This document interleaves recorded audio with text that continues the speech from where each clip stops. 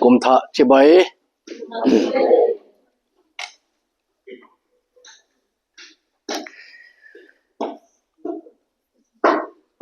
sam som kona azau chun inangayun abulang ken hinsim kining katin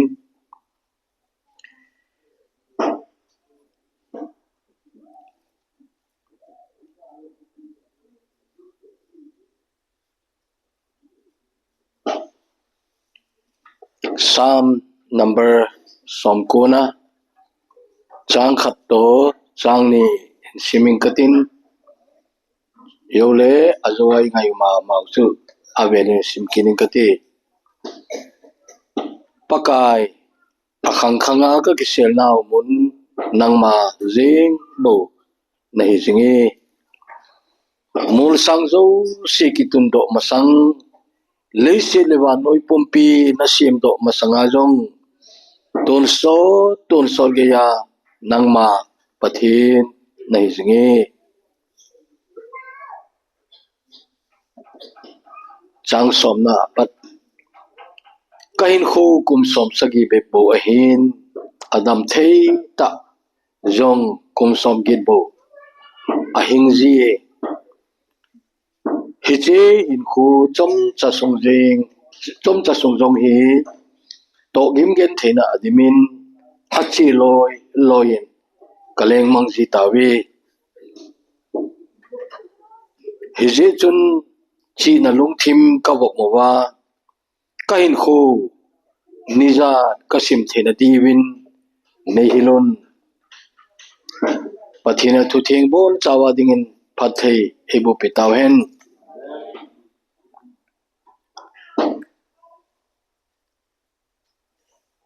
khanglai hon la en sau chu aung ki sa do ti laya chun kinem na sang ta kana nei chelai ni gamu en bil de ti ka na kine bai kalung he na diu ai pole sugin na yong kalengoi pakai ina tiwa igamu apan para chela jo en sawahin chelai pathinen billiu hita tia kana kine bai ikidoi hi beun sugimna kiti chu pathinen phal hitantin covid noya gen thena tam ta into un mi phape pi I lai in a mole movie tegle kumni lom howin jo kai thelowa in a umoe chejawa chun them khat tongki phadom ta jam iti ai le I ma jo hi chom kit poben chejaw chun kala kidin kumni walje awi dai he gal so ai tip cha na lungdon lungkham na khileman tam ta ina tu un he cha kun hin pathini in nai jep ta diu ham ti kine pahin ahin la even na zo se a khon che abangine ale tu ni kum tha imu je mo he amudiga lom hi wam ti ki do ngai ka ti chu amudiga lom hi wam amudiga lom ka hi atingam di yom diu ka ta san pun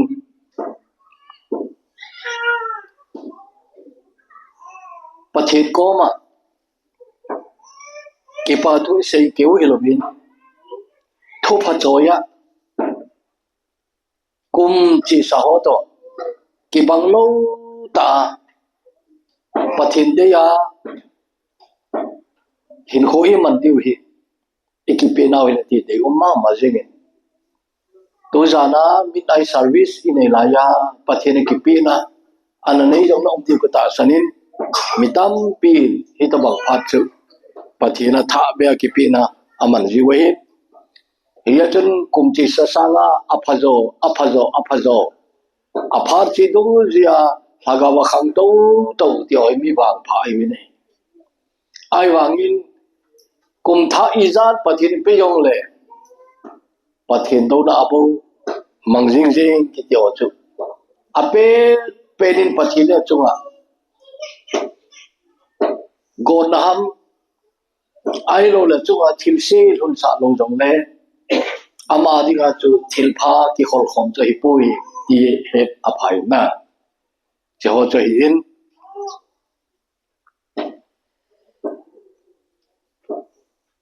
kum sang ni le som ne le ko phi mitam pin a khol naw le thil sao ko na hita hen lang bible ko na hita hen lang tu to wanu le si thil chan a ko na hita jong le sang ni le som ne le ko di phading hi ti kaja khanai pol a phading mo hi a sei do ta pu min cheya chun ikum tha lo bu hi i to bang kumi lo bo idem ti na che ngai to kham se dei ta nei now sen khadong pinai anu le pa ki pa mama win ai wangin anu le pa su kap dinga hum pin ai lam hello now sen an ki pa pi minu mi pa iza do ma ye do he now sen khadong pina iki pa pi bang banga ini suwa dinga ki pa na ho bunga di ki pa na zade nama dinga ki pa na gam sunga di ki pa na kiti hong hita ho ingai to ting le apin ni kho chu ki pa na ana pa chu ki pa na hi pai pai inamu long a ume cha mi hep khal ki pa lo bangai kum ki ti a phading ilok kum jong jin ai la a phalo di ta ilok kum jong a jin na hi tunai cha ei thinghang mi teo adinga north east mi te adinga ki pa na thil khat e ho to kinai cha khat hi lo jong le i tribal chan piu chapang chakhat kumko bo india pum pia chapang ho ki pi ki pa na sang pen amin jong chu ka ba ha thei pon nanamu di wa hi che ki pa man sang ma jing citation lo pi ta to dangka lakhat ana sang mizorama lunglei khuwa kumko nomei chapang nanamu che diu ka ging chai chenule ai sumi te le ahinga komjong siare chun kumhi ki pa ta ki mang chai ai lunglei khopia welcome abol new chana sare jing ala to ama ho in ko aria kinem na ki chui pi ham iti ai le january taring ale mukesh ambani india mi hau pen pa asia jo au pen hu hitale kilomi hechepa in suwa india cricket team ako khoma cheho anga lasadinga hi heje chapangnu esther namte kiti ana ko kini nei akine piu sangta umen ipiham itile mukesh ambani lasadinga ko hoi athil pe gimnei lewa tamai jaje je chapangnu izat an pede athim na keu hilowin agai lutal atil khona api ding hi kini paumin heche in ko adin chun kumlui hi kipata na chayun kumthai kipata kipata apat ni we hi to bang chu tunin ki hol le hin ila umdem hidem ka he poina kati chu kipata kumlui mangchaya malama kinem na to kumtha galkai ti ium divem ka he pone aje chu kumong tha teng le pathina ki ngai lo ho adinga chun imano diu ikimai to pi diu ha sana tam ta to ki gal kai ji ala tu ni hin ki pa ta khat ka sei no min che chi pi ham iti ai le khonung ding ki ti i to ban hoi mo in i to ban ti za jing zong le i wang phanau chu to isim do akhang khanga kisel na pathin khat bo mul sang zo se kitum do masang leise le wanoi pumpi sim do masanga ton so ge ya pathin ana hi jing jing pa chu tuni i pathin o he ki pau me na che chu i kinem na we che chu ana kinem lo ki hele wanoi i pikinem na ine ya ala tunin ken le khabu khalung kana sun khatain nakinem na zo se be lungin zong na pathin au na lai ti kana suni mitam pi chele khabu ko la hom ki tung do ai lo na hom ding do ki ka ko ma ki pa thu sei phabe pium tan ka ki pa ma jengin a hi mongi ne thil dang zo sia ki chaya zong pathin na lai na he chu nang di ga zong che chui nakinem na zo si ape lungin zong na pathin na lai he che pathin ina nei khawi i ti ki pa me ta na i ti lung mo no me ta he che pathin ina i wa mo phai ka ti chu he che pathin chu ina nei na wi kum za khat le som nga jong thing nai loi i pui pa den thing bul so bul na ho wa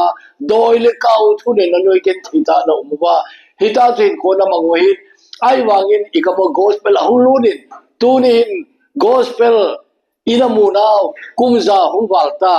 local ho bung jong jubilee azan na kum som nga lom loi kum som gup lom loi kum som sa gi nga lom loi ai lo le kum za lom loi aung tai hiti tun so pathin ina nei wi iwang phadan hiti pathin chu to kum tha ai lut ka hi ti tunin che chu ikine na di wai na che chu ai lo le kina na ni tapi lo we ai tunin ka sei bang chun thu sei zo sen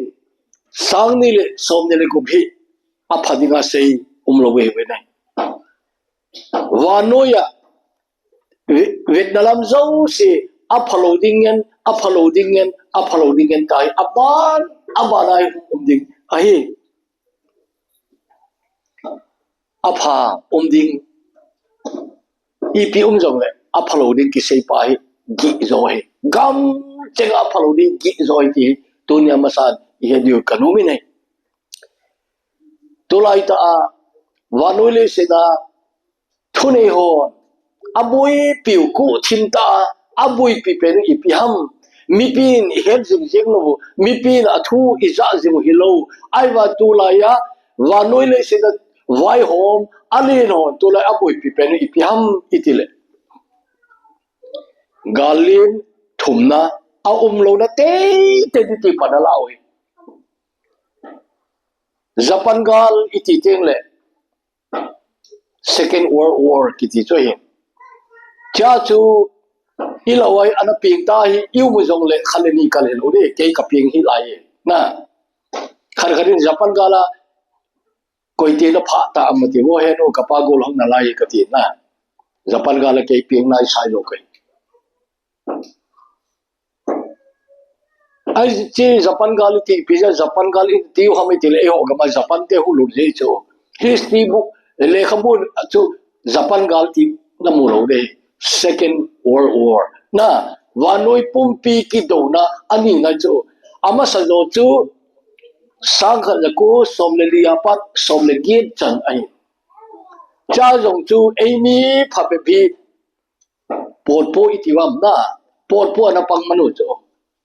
London na ge loi dong mo nei che chu sang khan ko som le gi chan ki do we a hoi sema mai che yong chu mehem a million kisima anati we che yo chom khat chu cham na hu min ti chu gam neu cha ki do na neu jong le cham na hu min che yo chun sang ga ko som thum le ko achun galin ani na hu ki panin japan gal iti pa we sang ga ko som le na chan a he cha chun America ten atom bomb an sim do ta ju chun Japan khopi ni agas heje bomb a jaga se ye gole khopi ni chu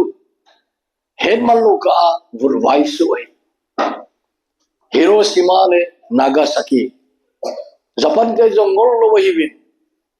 ama ona chi galwan chu nei lo ai chun heje bomb chu avelau ki sepki le khopi khat abana beidi agamu khumanga neuku chomlo ka beidi ti akhel jo chun surrender aki bolun heche jo chun galin kiti chu umki nailo we tua wanuin gipcha ta agal do chu galin thumna third world war che jo long talewang chu wanui sinani ai tadem kiti ai kido pini na chun atom bomb chu ni ana ki mangmane nei ala tua hi tu tua wanuya galman cha ti zat uma kisei chule nuclear bomb hona hydrogen bomb ki ti oi hiche japan gala ki mang sanga chu ale som ki ale za hat ai ta nei kumbul tilai chun American scientist khali hiche bomb chu ki mang tale I hung te di ti study abol an phong do inai kangai chu ti zat a ummo mo e che bang chu ama ta se chu hiche bomb chu ki mang tale akise na mun kimwel radius ti chu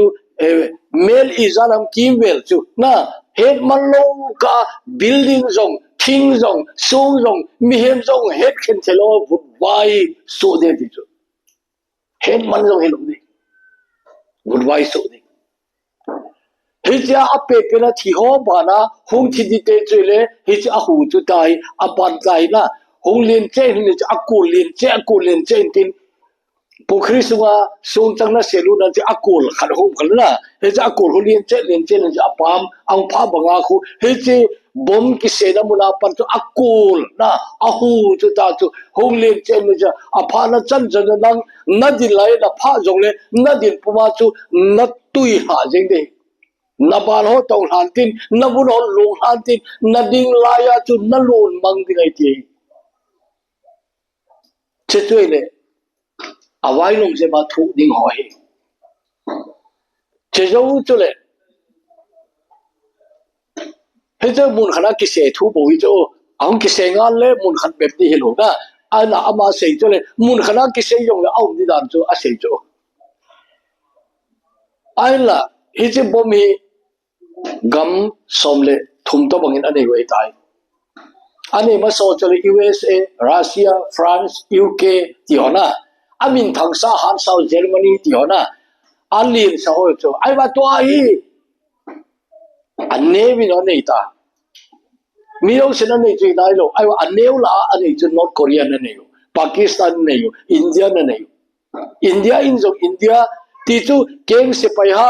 ano wan leng mai ki do di le ki do ta di le Pakistan to India ma sanga chu sol panglo de ati ho chu ami na mau hi che nuclear galwan chu nei wei ta chu India khopi le lai zo se aka phau chu ma hon India ho ki mo ma mau chu na he jo ile he che galman chai ho ki mang pan le aban hong chaling chu mon ki na hong ki set ta di mon ki na hong king ta di chu je le pung ka khat sunga wanoi ki ti mon tam zo chu would wise so de ta ai je scientist pa na se na chun he je abana hong thiding chole ki la hong ki thide aje chi pya tu to wanu ya ne ding ki ti reserve umi aki khol khomi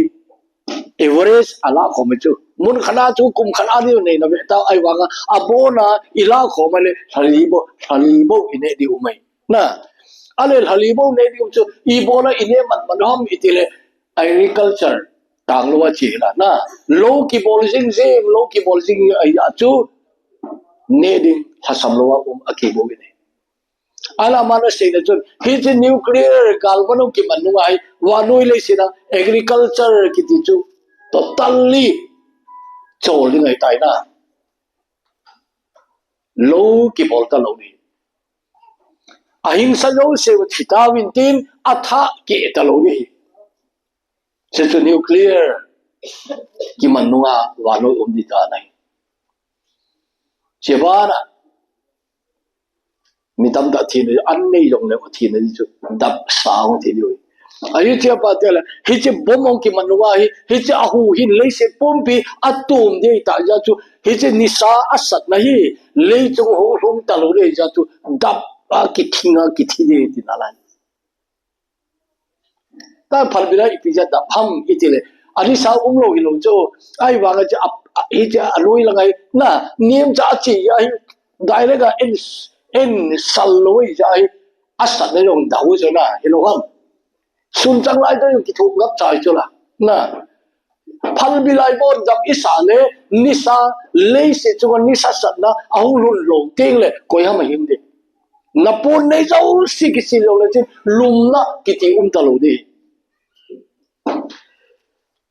kum tha jing ka te pen ta ki se ye na lum dong mai thi oi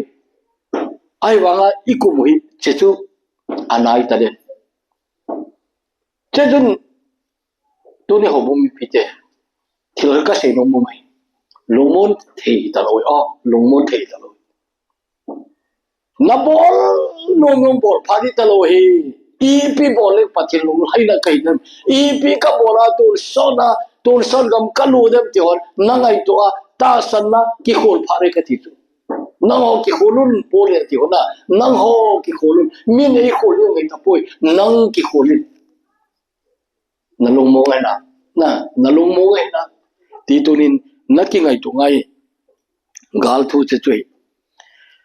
tolaya walu le se che bom chu umlo jang le kil hum hading a se nawi ipija kum som ni masang kum som thuma sanga walu le se mi ching mi thim anga se tam pe no chu ipiam tele climate change na climate change ti chu wanu ye forest gamma hoi ki sat chai che ya hi climate change hum di wanu ya sanau sadi sache che ding na sache che ding ati eo gam jong i lo ta me gam na sam ki wo tol lu chang ki wo tol to bang e gam pathin gam hing hoi ta e pe ka ni le in bol wa gam tin chai la to ai e ka ni le bol lo gam ma ho ki ni ti na ta sa no bang chai we le chen hulena pathin gam hoi ta e pe pa e alung lai lo we ti e de ka no me na gam hoi ta e pe pau pathin ni lung lai lo we e gam ai ken ka bol pui na tian na lung mol le thu chu me ai wanga chu e kamu chu che i lo ta de na ngai to kham se na ngai to kham se e gam ho sa pha be pi ka ki pa pe ma jing a khomi pi te bol di phal lo agamu ain a khosung hi to banga nat lo khu hi pha be pi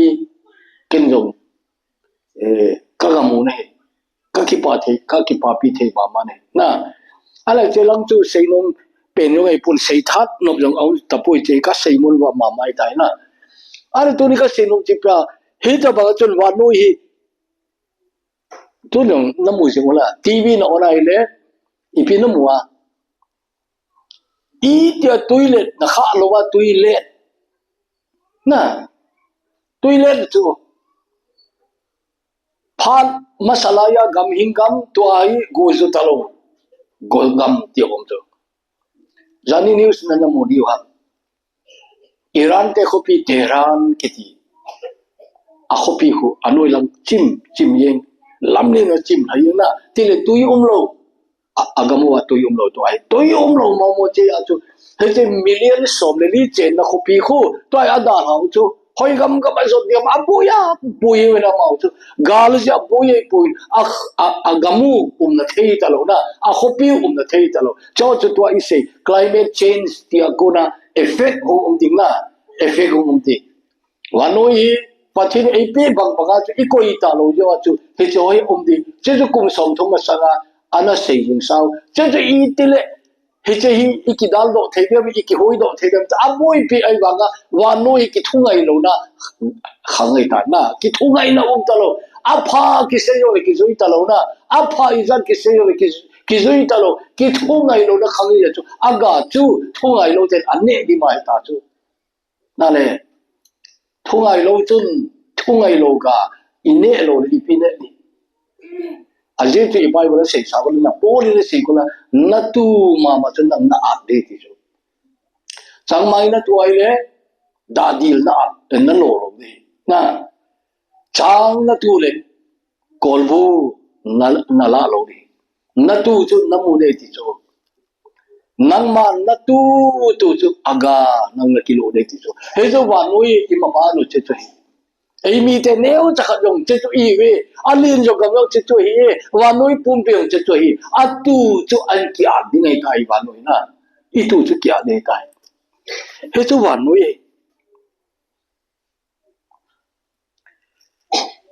tu tu a he che galwan ti cha tai ang ki manai le wa noi avel su se na kham set vel som gu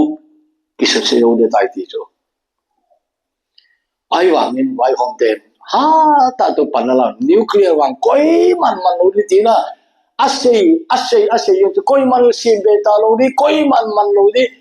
anai ai tai ai wa aman lo di ti chu aman po le thi mo a chan ding ti ai hai ha da ki ga ut na ne la ni ta wai ye chun body lo a gal wan chul ki sumang thei lo na a ki sumang thei lo hin ta ya chun man lo di chu ala ta pan la chu man lo di na che che ana gal le thom na ki ti le e che ki mang lo jong le to lai gal man cha hoi se be se ji na hoi se be se nuclear ki mang lo di jong le na to lai gal man cha hoi se Japan ke i la gim nei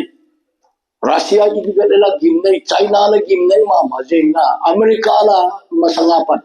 iza lo ni ta galwan ti za ta da gim nei the third world war ki ti le chu ama sa thi ho ale som la wa noi hu ki ti de apang de mi tam ama sa pang khom ke sa tuai pang khom yong tam ki na chu wa noi ki do na hi che galin ki ti chu hong le apang lo healing kiti neutrally a ho ma ko me side ni chi ta to lai na ajil min ipia side ni ham itele ka changa pang zo lo ri kai te mi ki ha jo chun side ani chi to la to ai na ya to achanga ta ding ni kiti a ho ma lo me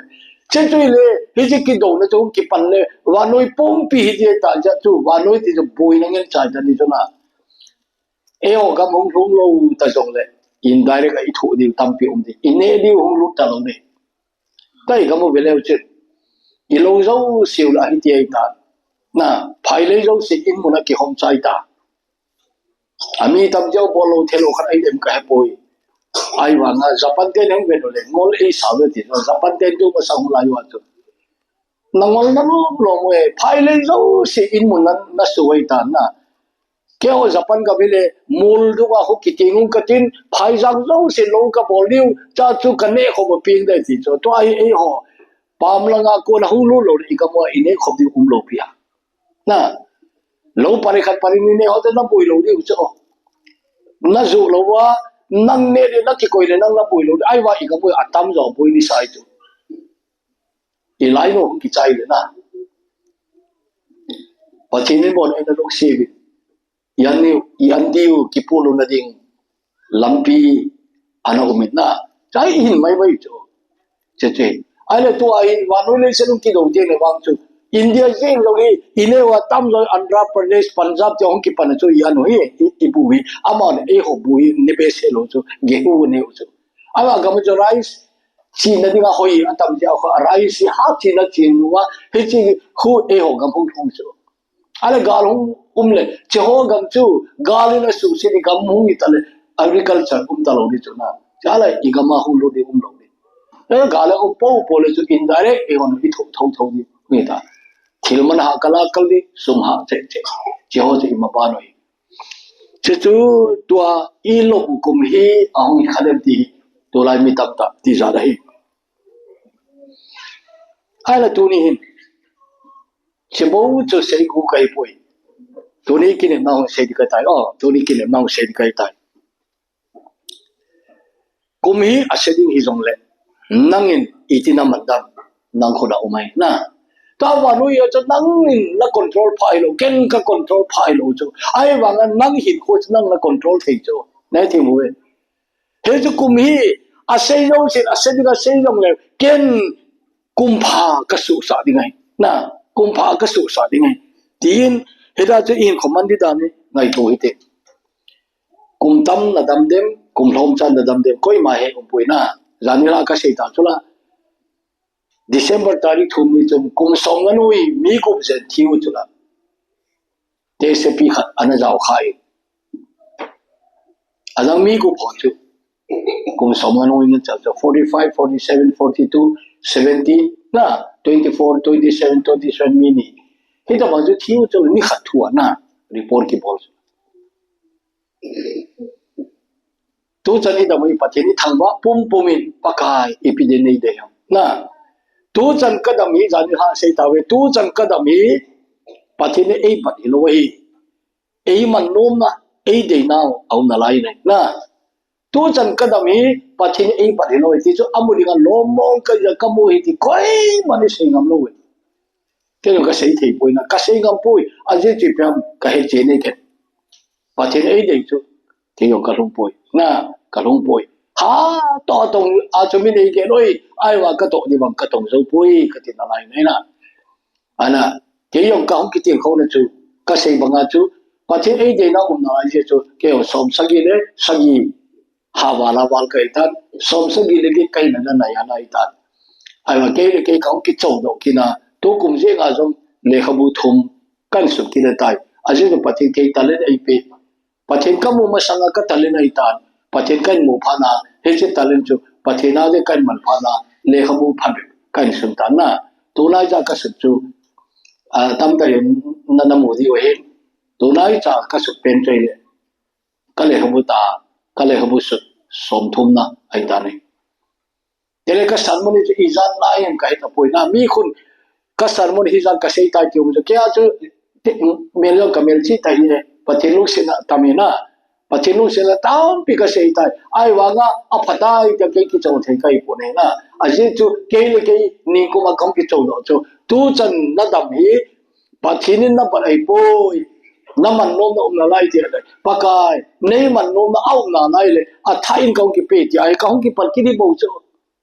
Le ka mo sa baylo so na baylo lung tim sen ngay ipat sen ngay sumle bay hol ngay na. Tal azu do mata zo haki na le khabu ke banga le khabu sum khan a se khan ku kilomo jom ka sapoi nal anal lo no jo ai poi na thu se mi pia ei mi ten sa cho na ding sum yi po bin le khabu cho na ni sum yi we ati hodi ka sa cho sa ti du tin ke ji ka cho na jo jali ni songa pai ta i se na cho na le khabu za khat man ti cho sa ma mo cho ihagaw anding kitong chalo na je jole khabu thu kan se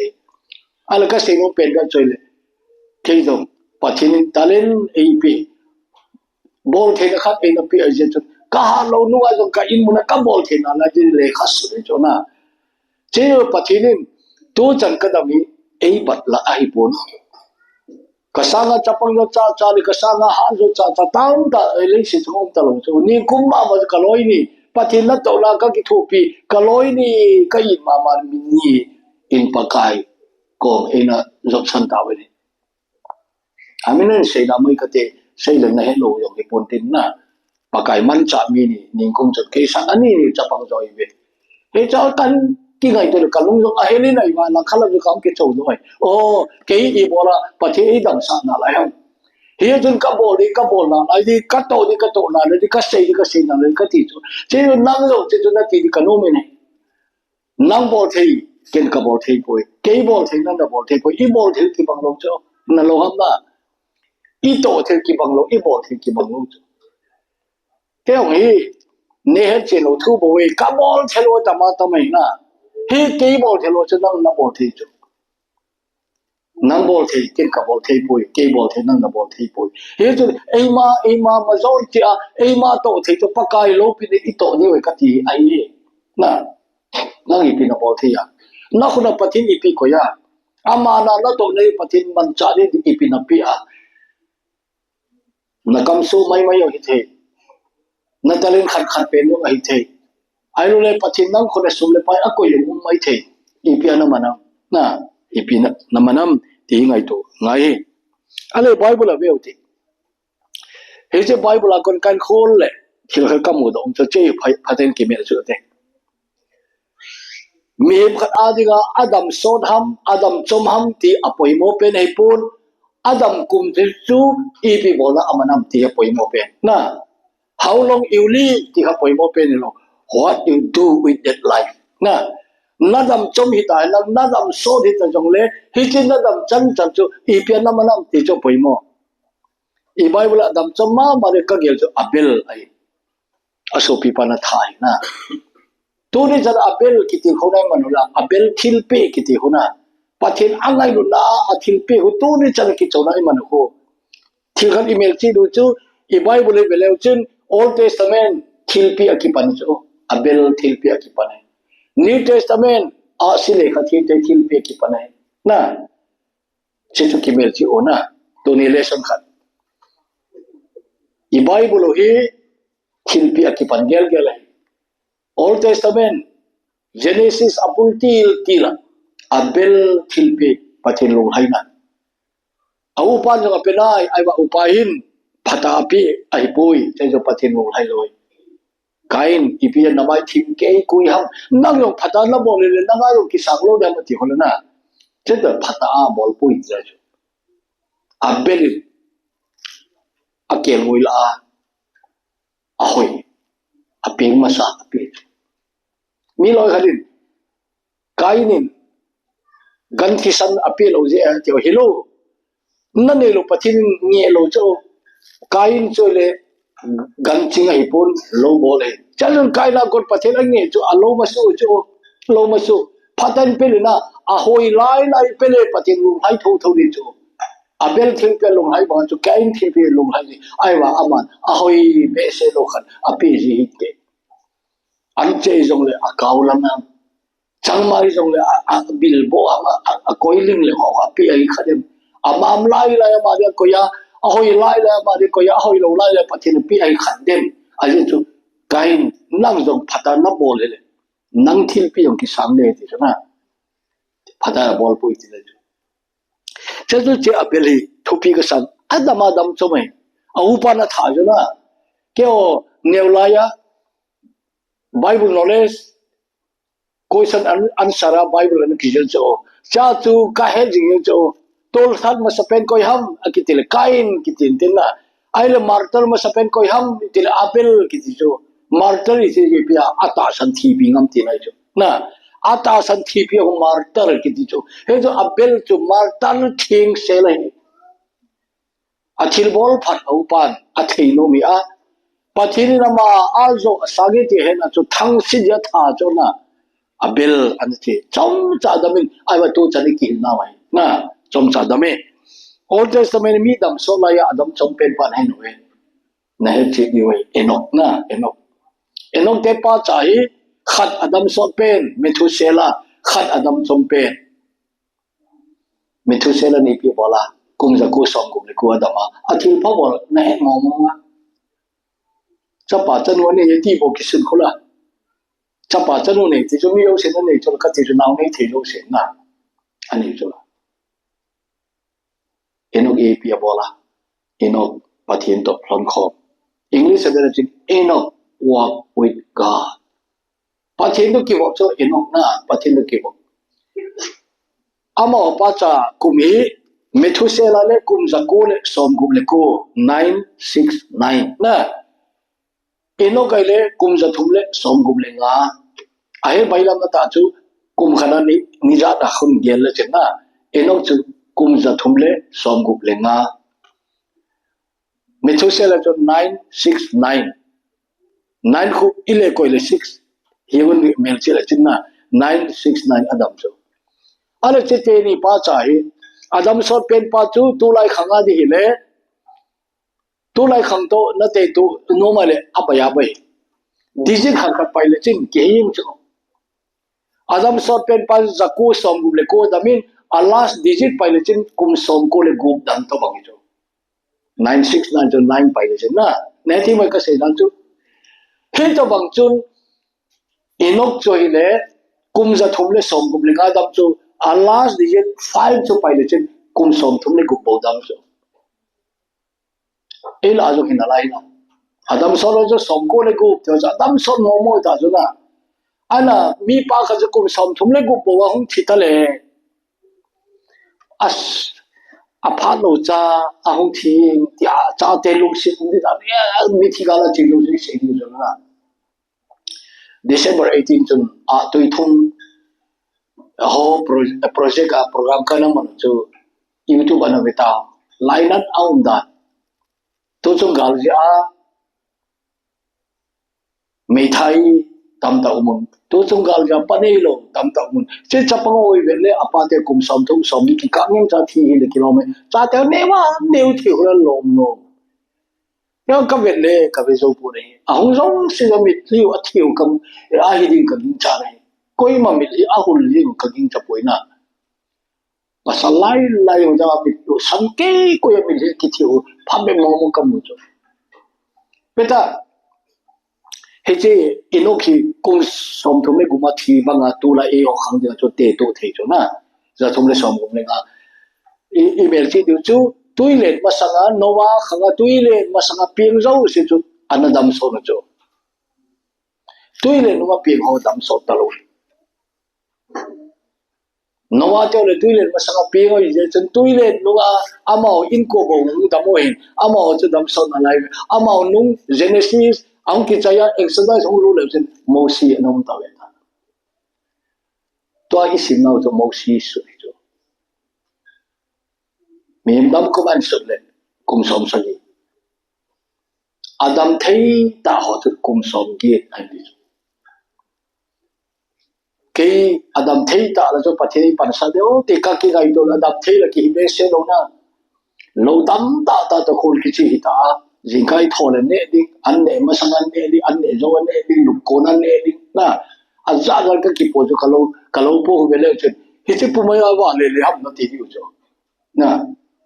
adam thei ta la ka pang dem ka poi kum som get ka mo le wang chu ki pa ma de ka na som sa gi le sa gi ka ni ta i chan nang na dam de ko ya he koi man he lo he je chu ken to ma san jam san mon kha jo yu to ba kan sei kum som sa gi ham kum som ki ham bo na in ho chom cha kum som sa gi ham kum som ki ham bo le si ho a chom sa me na che koi su dam de mo si cho mo si ai le ama kum za ka de som ni dam na lai chu ama jo adam so la jo pang ta lo ai wa nga chu e ho sang adam so jo chu tu la ye hong ma adam so ma ti kum za ka de sang chan dam chu kai khai za le som de om be ta pui mo si le kum za ka de som ni dam ai ala kum za ka de som ni dam chu e ho di an su le som sagi som gi ra koi chu hi che sung bo ba no ya hi hin khoi man oi ipi bol na naman di na ipi bol na naman di pathen de hin ko mang chu na wang pa de mai na nain khoi tu kum sang ne som ne ko bo lo nain khoi chu ka sei ipi bol na naman di abel ino ti ho na ino chu pakai to ki wo ai ti chu pakai to ki wo pakai ngai ma aman pakai angai je pakai na ma ngai chu na ki wo bo chu ki wo te la mai thilo pathin ta la ji koi man mu lo ala lum mu lo eta ahina wa na kila to jin ki ti chu ni aki he nai bible eliza to ino ibola eliza ki sei ma sajia akhanga la anung pe ahina eno ki sei ma sale kilo enok aile idi chi ham koi man he loi eliza aile asopa no mu khalna sakol kang talai mei kung to banga hong kila na sakol kang talai tai pathin allah to jo chu asopa no jo elisa na mu khala enok iti chi ham ke lo chu Sunday school class kana hi a oya pi win he che thau sima sei a sei chu a sei cha ya chu koi man enok hi iti chi ham a he no hi atin chapang khalin oya pi ken ka hel chu chu chu hoya he ram na oya pi ki da sa chu oya pi ken ka hel chu i ti dan ham ati ina ni khari pathin to enok hi tai lampi do ki horin mon ken ta ki ho ke ole no ma sa da lu tai ki horin ke ole lampia da che le agama gamna ta enok in chu agama gamna ta cha lu pathin ni sal hom de an mu e ti chu ni sal hom ko len mu ka te enok ni sai la lung dai ta ilam na lung man ta lo dei ke ina chi ta ti na ati le enok ni enge ati le chi tau chu ati Sunday school chapang chu hoya he de dem na che chu ai mo nge koi man ti thei pon te na a bible om lo ji chu ai wa ngai hi to bang thing chai no ti ka ki le chu pa thi ngai ma ni ti na aji to aman pa thi ngai chu to lai na kim cha sa pa thi ngai mu noi ka ma tam tao na muna phano nga nei le tao na muna chia ta ma pa thi lu ki bok na pa thi lu ki la khar khu kalung yo tong khai a tau na la khat an siam khu o pa the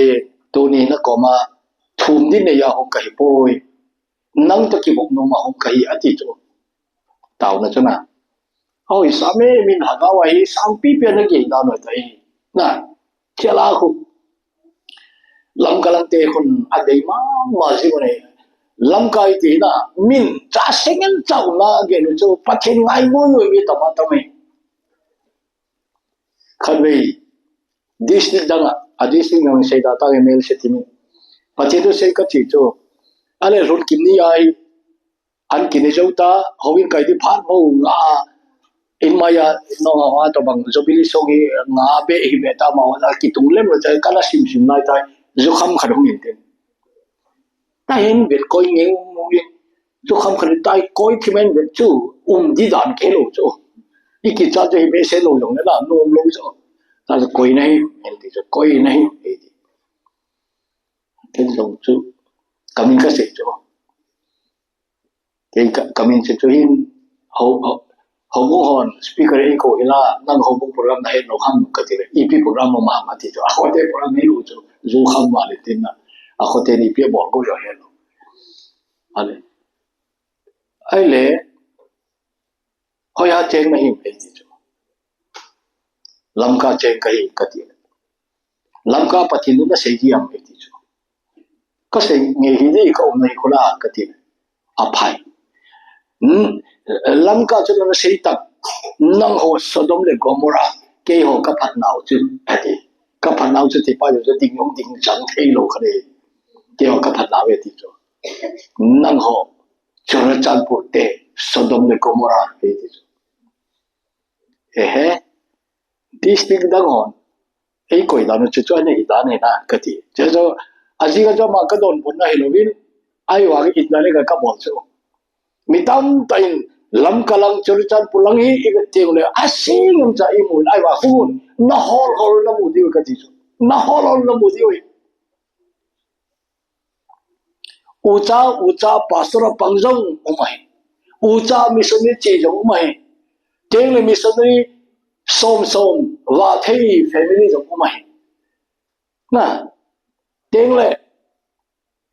ni som ni angol jong hun lam kalang atama tamai tai ni som ni angol tam tau jong na amu chu ni som ni angol jong holun tampi na bu ni we lam kalang ki asengen chagan be lo di apha ko mai ti he to ba chu tu ni ka sei chu e ho ga mai nagin cha sa patin ngai ngui nunga golang tam tau mai ke alawa ga pangji kai chu speaker e ko ji ti o no ma san lo ma we patin wa choi nai koi umam ti he lo wa tai khut sa dam tai mit sigal hikai chut chulala long so ai patin wa choi ti kami ta kamu ji ngai to lai na nagin cha sa min patin ngai tau na mol ki ti o nunga golang nunga hona golang hona tele chapang ki sanoi pathin mi na ngai tu lai na tawnamul eni tawnamul jakob tawnamul hi tata Peniel hitata, Gilead hitata, Olive hitata, oi lai che ro chin tauna list ko beta mi register ko beta nang ho to bang khanglai ta lika sei khanglai tam ta da minum chola a ho bu mi to a chi ni khu to na ta chu um chu min tu lai pachi a ko hi pachi min a ki ho pi na ye chu tu ni enok ki ti na enok ki ti ai khu chu ama khanga de chu adam chom pe nei ai wang ai khu jam man lu pe nei a ji jo ma pachi ki ho bai na nai thi ma ka sei lu chu to Sunday jana chu mu ka thu sei ma ta ka sei chu to sot gamana ki wo pi di na pakai tu tu mama jo kinen pi na ki wo pi ka ti chu na ka kon da jo pau jo pastor pro pastor hin to February na order ki bol de kem da to ka man chu ami ni lo to chu speaker pa sei chu hoi tan ka ki man khai ke zo Tôn sót gama ka umpi di pakai la ka he chin tan he chin le sin in khwa jo ama to ka ki wop ding dan tun ka he chin ti na mai to he chu he to mga pathiru ki wop lai le sang ni le som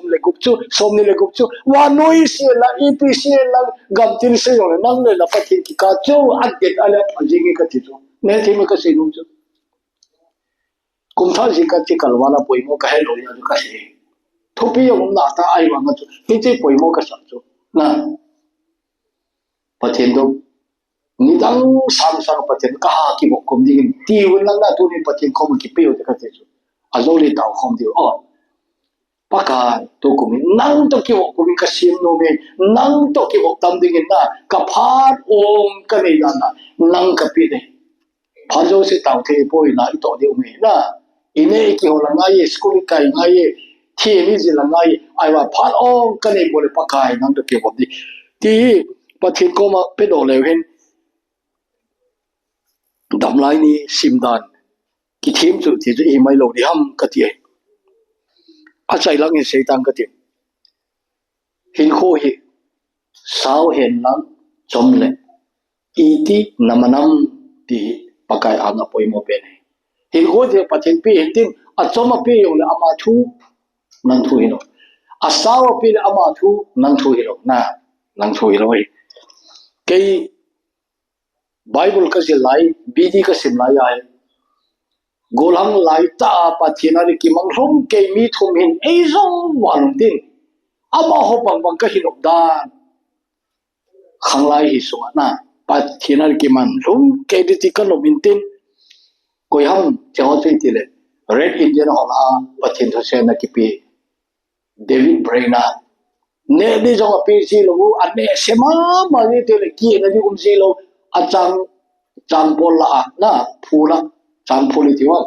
phula gi si chu ai no la ama kon hon pe lo na ama in mai tu ja gi ju tak wal ja chu alum na di chu phula pol chang pola ga gi si chu ken the wale tin TBN be lo chu TBN be damle azidi hi nunga khat apa hi abo phanaya revival preacher Jonathan Edwards kiti hechip te pa cha hin aina anki polu thona ana jeno chu ai wa che phanai chu adam doi ti umnai lo ja chu min tv avele thi te ni mai na adam doi ti penicillin no ipio tolaya tv dam doi hoi ito umnai doi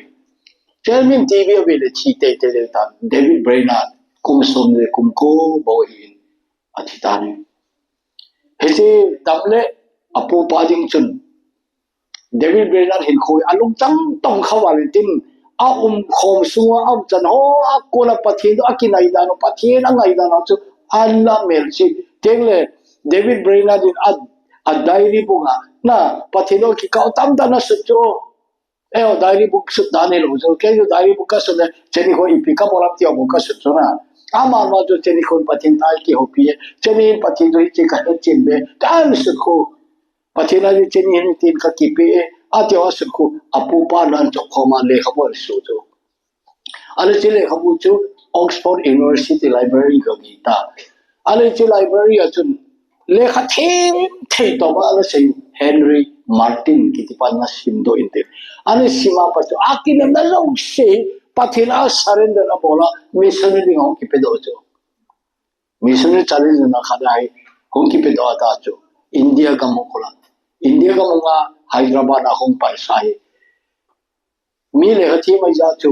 pau phabe athi pai yengin mi chom chom pawai Bible an le chuna ala iki chol no dinga England kam zona online chun jahaz a chi lovin e leila ba awai le Babylon kam hoilayam age ya khun khosi na khosi an ki mai khai tin cha hi banga gam sa gama ko ama blanket izala silpi wanga dam sa ki thing hi cha chu athi den ne Henry Martin kum som thom le kum khat ji nei nai lo ai chobana Scotland gama revival preacher min thangta Robert Murray me chen ki khat kum som le kum ko bo thi chen thom in ai chau na sam ma ma je chu ke yong hi he ta chu ki man hum yin ka lok chu a pathi ke ye plan cha chu man hin ama ho ba thi e ti lo an hi da ne cha chu chapa len pe ki ja chu no le pan zin ai dinga hi ti no no le ala ke ga ji ti le pathi ko ka taw khapon no nga la ka help pun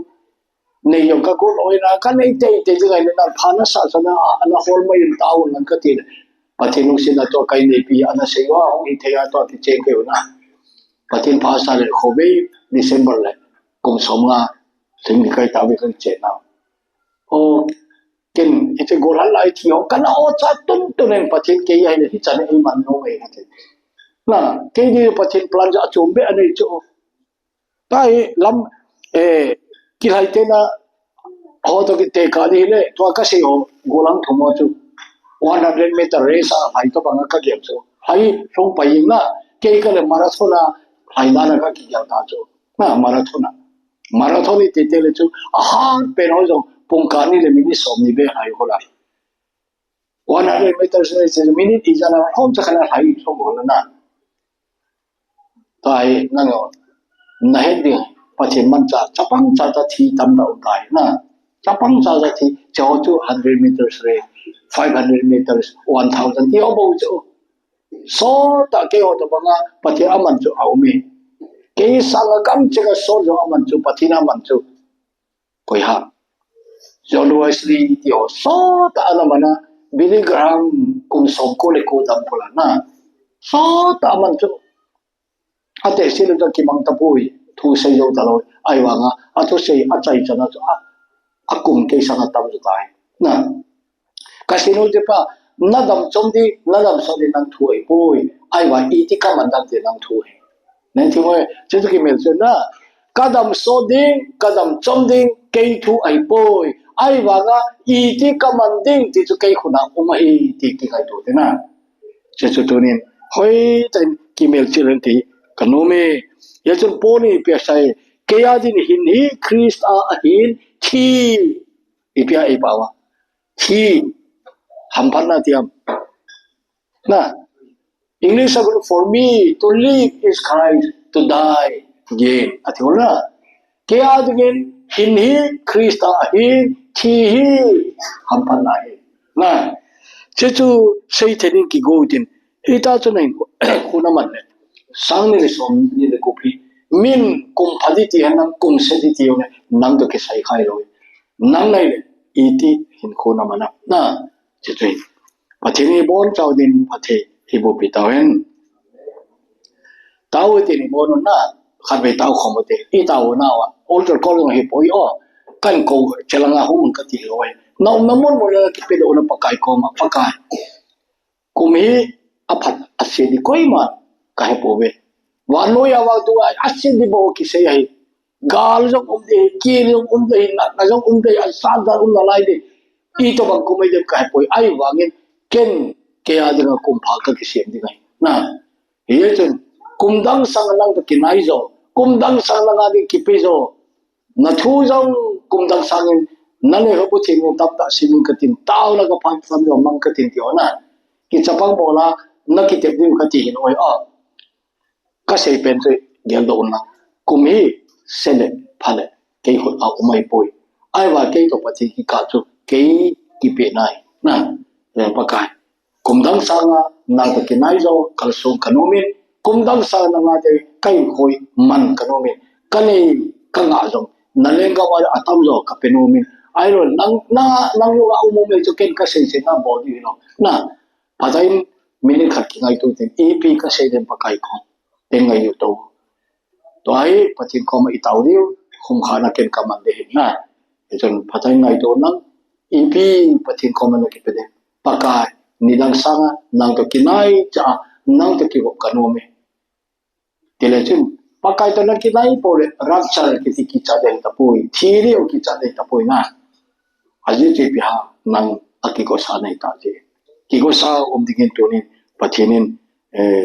de yo na he bon to taute khum khana ke ne range he bon ading nom ding lang dil so na nama bol he dan dan lu situ pathin lalpa nama to ni kesal mun masape to ni lalpa